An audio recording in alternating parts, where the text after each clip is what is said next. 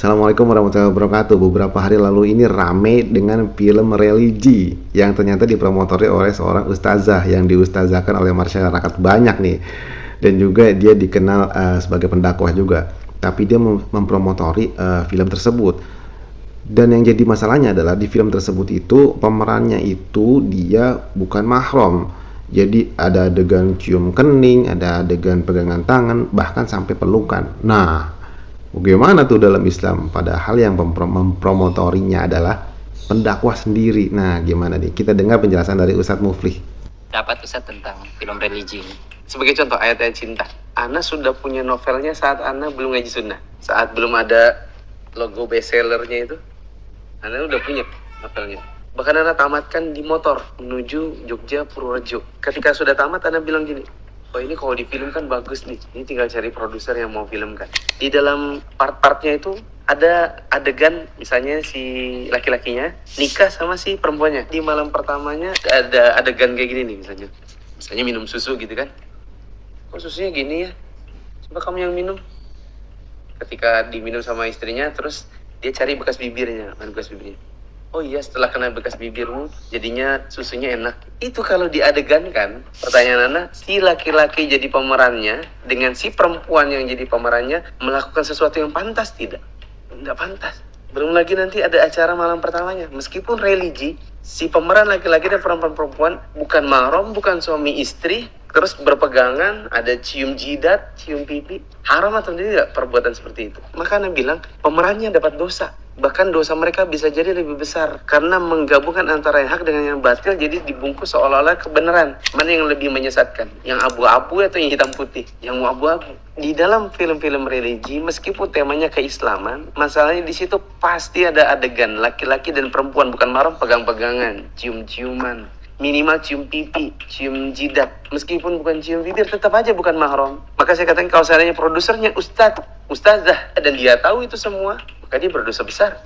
Pemeran wanitanya yang di situ pasti ada adegan tatap-tatapan dengan laki-laki yang bukan mahram. Ana nggak tahu ya, karena memang demi Allah Ana belum pernah nonton. Tapi Ana tahu persis ketika Ana dulu belum ngaji. Ayat-ayat cinta belum ada logo bestsellernya, Ana sudah punya novelnya duluan. Ana nggak bisa bayangkan ini adegannya nanti apa yang mereka lakukan dalam acara malam pertamanya. Pasti kan ada adegan laki-laki dan perempuan melakukan hubungan yang tidak pantas kan? Yang dalam dunia nyata mereka lakukan itu. Itu kan tidak pakai CGI, tidak pakai pemeran pengganti, malah memproduseri seperti ini, memproduksinya, menyebarkannya di kalangan kaum muslimin. Wallahu a'lam, dosanya lebih besar karena mengelabui yang batil dengan sesuatu yang dibungkus seperti seolah-olah hak, lalu kemudian dinikmati oleh kaum muslimin. Gitu. Ini sama aja mirip-mirip kayak perayaan ulang tahun yang itu sebenarnya tasyabbuh bil kufar, lalu kemudian supaya agak-agak islami diganti mat milad, barakallahu fi umrik, kan sama aja sebenarnya. Kalau setelah nonton film itu bisa nambah iman atau sejenisnya itu gimana, Ustaz? Sebenarnya itu talbis iblis, yaitu iblis dan bala tentaranya itu syaitan membuat sesuatu yang samar-samar yang kaum muslim mengira itu adalah kebaikan, padahal itu dosa. Sebenarnya talbis iblis, jeratan-jeratan syaitan. Kita dianggap ingin beribadah, padahal sebenarnya kita dijerat dengan sesuatu yang seperti itu. Yang dosa yang kita mungkin nggak bisa baca. Sama seperti kaum Nabi Nuh, dijerat oleh iblis, dianggap kalian akan semakin bersemangat untuk ibadah kalau kalian bikin patung-patung. Wat, Suwa, Yaguth, Ya'uq, Nasr. Ini 5 orang soleh, kalau kalian bikin patungnya nanti kalian akan tambah semangat untuk ibadah. Dan memang betul-betul mereka semangat ibadah. Tapi setelah itu, ujung-ujungnya disembah. Artinya memang itu kelihatannya kayak penyemangat. Tapi sebenarnya itu adalah jerat-jerat dosa yang dibuat oleh iblis, membuat kaum muslimat, kaum muslimin jadi generasi yang ibadahnya itu gara-gara hal-hal seperti itu. Bukan karena tumbuh dengan ilmu, tumbuhnya dengan film. Sejak kapan para ulama tumbuh iman dan ilmu dengan film? Ustadz, ustazah, Anda panutan, Anda kudua di kalangan umat. Apa yang Anda lakukan berupa dosa, itu akan menjadi pembenaran di kalangan umat. Bila Anda lakukan secara sengaja, Anda tahu hukumnya, diikuti umat, dosa Anda berkali lipat. Anda yang ustadz, ustazah, yang memproduseri dan menyutradari atau yang menyetujui atau bahkan ikut melakoni di dalamnya. Film-film yang di dalamnya di situ ada adegan laki perempuan bukan mahram, cumbu, cium jidat, cium pipi, Anda dosa kali lipat karena sebanyak pasang mata akan melihat, sementara Anda adalah penyebabnya, Anda yang menjadi pembenarnya, Anda bahkan jadi promotornya. Luar biasa dosa Anda di hari kiamat. Sementara dakwah Anda belum tentu diterima oleh Allah. Nah, nauzubillah min dzalik ya, ngeri banget tuh dosanya yang kayak gitu tuh. Semoga kita semua terhindar dari yang buruk-buruk ya.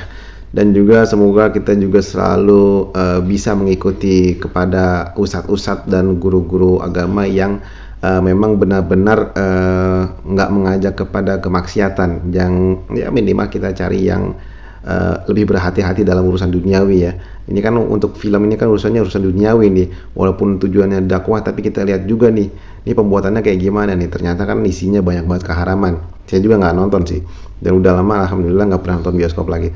Dan juga kita doakan kepada semua umat Islam, semoga mendapatkan hidayah dari Allah Subhanahu Wa Taala untuk tidak terjerumus kepada hal-hal yang haram, dan ya minimal yang nggak perlu dilakukan lah, kayak nonton gitu kan nggak perlu ya. Lebih mending ke pengajian, nonton kajian itu lebih bermanfaat daripada sekedar nonton, walaupun itu dalam rangka dakwah. Cuman melihat dakwah di pengajian itu lebih baik daripada melihat dakwah di versi film ya, apalagi filmnya yang banyak melanggar syariat Islam di situ ya.